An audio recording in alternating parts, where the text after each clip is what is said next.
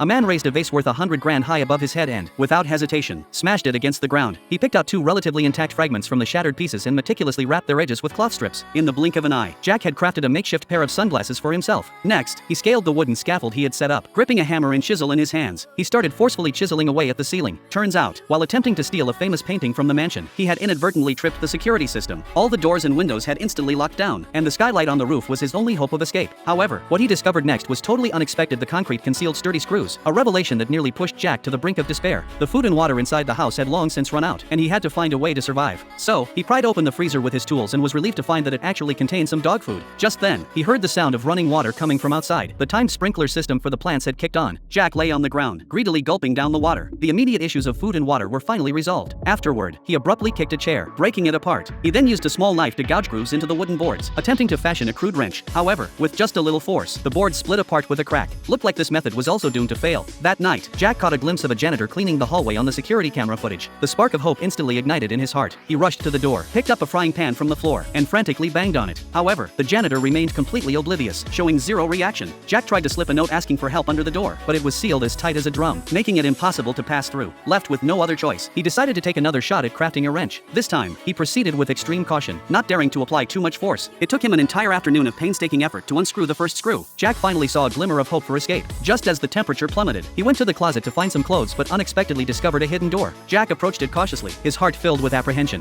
To his shock, a corpse was lying behind the door. Gently prodding it, he realized it was just a mannequin, and there was nothing of value in the secret room. At this point, getting the hell out of there was the top priority. He climbed back up the wooden scaffold and continued unscrewing the screws on the skylight. It was his only hope. After relentless effort, only 2 out of the 12 screws remained. At that moment, Jack's foot slipped, and he came crashing down from the scaffold. His left leg snapped with a sickening crack, leaving him unable to move a muscle. Stay tuned for part 2.